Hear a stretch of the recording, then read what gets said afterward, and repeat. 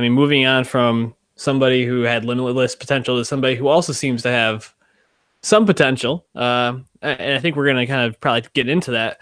Troye Sivan, his, I guess his second album, Bloom, follow up to his 2016 album, Blue Neighborhood.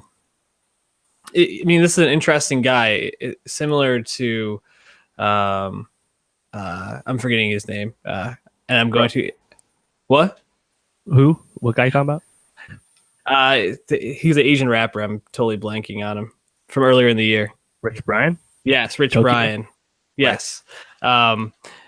Similar to Rich Brian, someone that became big on the internet, YouTube, and then he got big in Australia on these talent shows, and kind of then has created his own lane from that, or at least fell into the pop lane. I saw this guy on SNL last year when he performed, or not last year, earlier in this year. And I thought he was interesting, but also just kind of awkward and seemed like a kid, really. And then listening to his album, I think that really comes across that he's still kind of growing into his own. The song lyrics seem pretty shallow to me, very like surface level. None of it really seems authentic in any way. I think there's still some enjoyable songs on there. And, we just mentioned Ariana. She's on one of the tracks. But overall, I was kind of left just being like, it's a fine pop album. It's okay. What was your take on Bloom? Yeah, I agree. I didn't think anything like, blew up my headphones or anything, right? I think part of that is that he's a okay vocalist. I don't think he's not like an amazing singer, right? And I thought the beats were pretty homogenous, pretty washed out, So it's just like on the surface, it just feels like, okay pop, right? And then like, as you're listening more, you're like, and then you learn more about Troye, you're like, oh, he's an openly gay man, very honest about who he is, right? And that's something that resonates with a lot of people. So I almost feel like I'm probably not the target audience for these lyrics because I don't find them that relatable, obviously. But, I think a lot of people do. Obviously, he is pretty popular for a young kid. 72,000, this album did first week, pretty solid.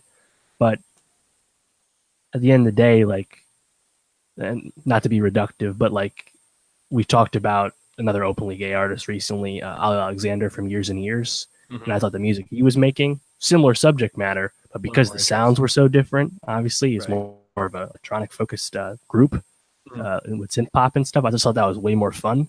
So it's like, Troy's on a similar wavelength, but just, it's almost too generic for me, Yeah.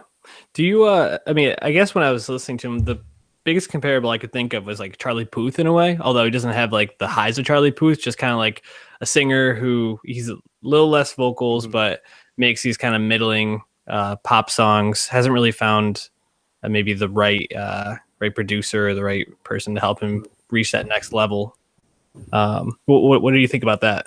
Well, I think Charlie, I don't know if I agree with that. I think Charlie Puth has straight bops, he just has like, jams at the end of the day, some of his songs. I think if you want to compare them in terms of songwriting, sure. But I think Puth just has more, radio friendly music, songs you can put on and play, right? I gotta say though, My is a jam. Yeah, that's my favorite song on this. I think it's the first or second single. I think that was good. Yeah, I thought that was pretty good. I didn't hate the dance to this with Ariana, and Animal was a little bit slower, but found it enjoyable. So those are a couple of the tracks I would recommend. We'll have one of them up on our playlist, which is I'm a little behind on, but by the time you're listening to this, will be updated.